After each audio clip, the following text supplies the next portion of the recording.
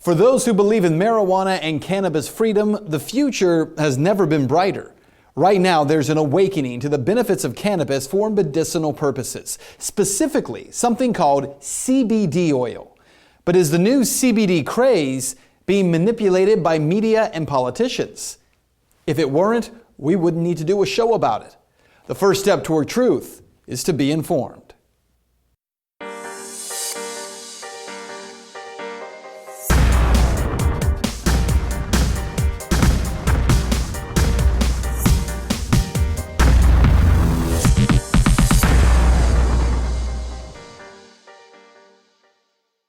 The CBD oil. You've probably heard of it by now, thanks to CNN's Dr. Sanjay Gupta. People are lighting up all over the country. Millions are now aware of the cannabinoid-rich oil being used to help children in Colorado with epilepsy. Especially this one little girl, Charlotte Figge, after whom the Charlotte's Web strain of cannabis has been named. It's okay, baby. This is their daughter, Charlotte, having a seizure.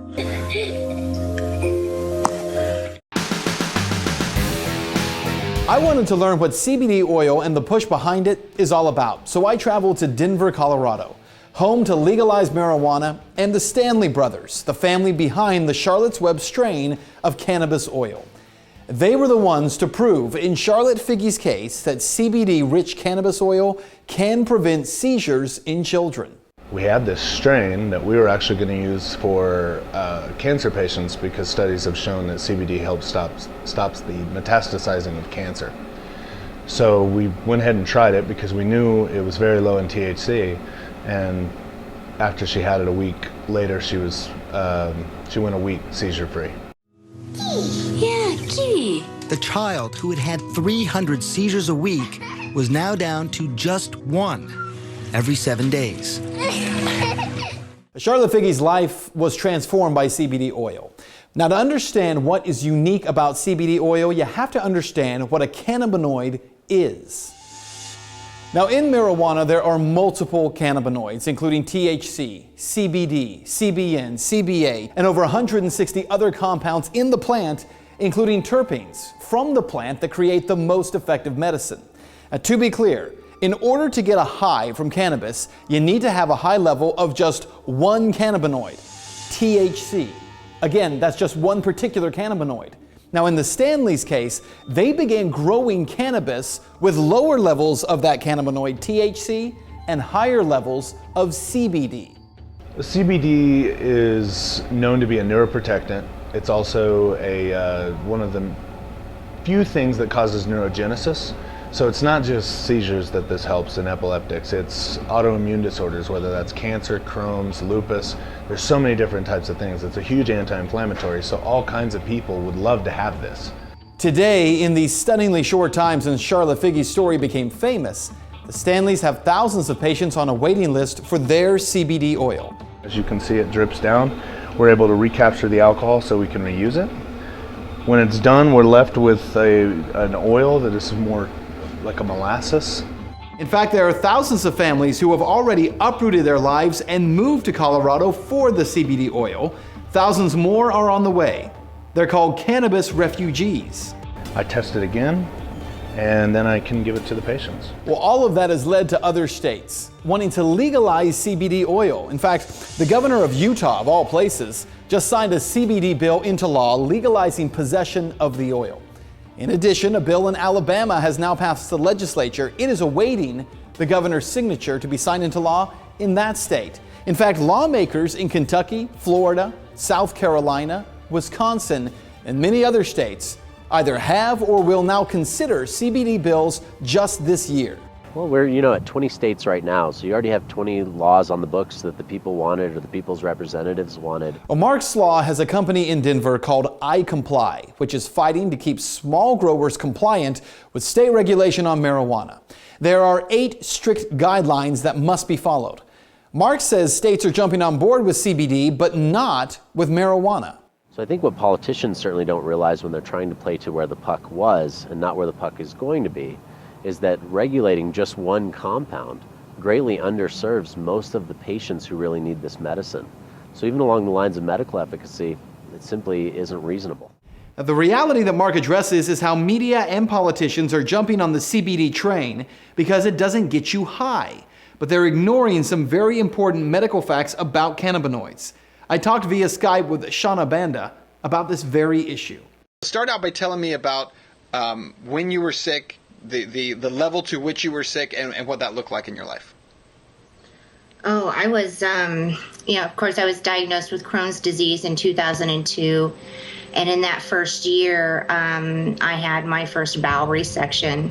Body was recognizing that something was wrong, and my immune system went into overdrive and essentially attacked itself. You know, your life starts to go downhill. You're in pain constantly, so you can't even think straight. It's hard to go through your day-to-day life when you're constantly thinking about the pain and how to get rid of it. Shauna's condition was so bad that her teeth literally became soft and the roof of her mouth had turned black. She couldn't stand and says she parented her children from the couch. Described like having a stomach flu every day for years, despite all the medications and the doctors. Shauna was rotting from the inside out. Shauna's breakthrough came when she saw a YouTube documentary, Run from the Cure by Rick Simpson, which explained how to extract CBD and THC oil from marijuana. In 2001, my family doctor informed me that there was nothing more they could do. They had nothing left to try on me, so I was on my own. Shauna had started smoking marijuana just to be able to function, but she wasn't getting better. Shauna's husband at the time, he wanted to get her a vaporizer, but that vaporizer became the road to so much more. He went and got me a very old-fashioned glass dome vaporizer from the 70s, and I was reading a book, and I pinched off that hose way too long, and oil started forming on the dome. And he went out and got me a spatula, and I started to scrape it out 3 times a day, and I put whatever I could get into a gel cap. And within 3 days, I didn't need the use of my cane anymore to walk, and I started healing quite rapidly. So rapidly that I started to write a journal. That journal would become a book, Live Free or Die. Shauna's mantra for her own life and the lives of the people she continues to educate across the country on the benefits of cannabis oil today. But politicians and media are making CBD oil out to be the kind of good kind of cannabis, while arguing that THC is the bad kind of cannabis. Now listen, while that's not how any of this works, that is the case that is subtly being made. As that happens, 2 forces will likely come into play. Keep an eye on. Number 1, in order to push the market away from the small sellers and the harvesters of CBD oil, states, along with the feds, will likely create a regulatory climate that is so difficult to manage that they will, through cronyism, force CBD oil into the hands of a few, which in turn limits supply and then forces the price of the oil to rise considerably. Number 2, big pharmaceutical companies will likely begin putting out a safe and legitimate form of CBD oil. And that is already starting to happen. GW Pharmaceuticals out of Great Britain has been producing Sativex, which is a 50-50 blend of CBD and THC. They have no real research behind whether or not 50-50 is even the right ratio, and they certainly don't include the other terpenes or other chemical compounds from the cannabis plant. So we could see the bone get tossed to the pharmaceutical dog. It's certainly a possibility, but I think if more people take a stand for really descheduling marijuana, regulating it in a manner similar to alcohol to allow adults who are already out there, supply and demand economics, wanting this plant and providing a safe way to be able to provide it, is really the best model to move forward with. So what you need to know is where the US government actually stands on this issue. Cannabis, marijuana. Today, it is still a Schedule I drug. That means, according to our government, it has no medicinal use whatsoever and has a high potential for abuse. Now, does our government really believe that? No. In 1999, the U.S. Department of Health and Human Services, HHS, filed for this patent for the use of cannabinoids for medicinal purposes. Also in 1999, they filed for a second patent, specifically for cannabis oil for the treatment of disease. That's right.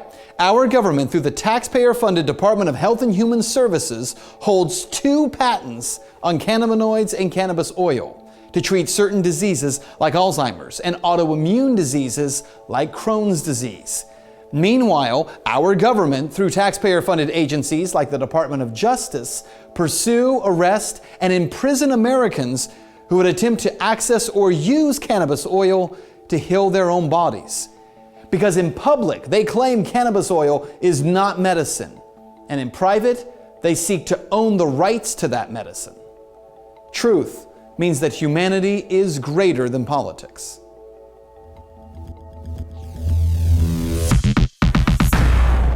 All right, so now you've been informed, so what's next? Well, now it's time to get engaged, and you can do that 3 ways. Number 1, you can click subscribe on our YouTube channel. It allows us to send you new content anytime it's created. It's good for that reason, but also it demonstrates to YouTube the value of this kind of content. Number 2, click on the link below that will take you to benswan.com, because there at the end of this story, we have put together an action plan, tangible steps that you can take to actually change the culture on this particular subject. How do you impact or change the culture of the people around you? Well, you do that through confrontation. Gentle, respectful, but confrontation of these issues. The only way we're ever going to change things is if we begin to confront the archetypes that people are building up in their minds. Finally, if you are not contributing to our project yet, I'd ask that you consider doing so. If you go to benswan.com/contribute, there you're going to find how you can help us to create more videos just like this one. This particular CBD video was created through crowdfunding, which means that thousands of people across the country believed in what we were trying to do and contributed hard-earned dollars to help make this happen. It doesn't just happen. And as you know by now, media is just not going to simply talk about this subject in an honest way. If we want truth in media, we have to make it happen. And I'm asking you to partner with us to do so. Go to benswan.com/contribute. Find out how you can stand with us through dollars or Bitcoin. Contribute today.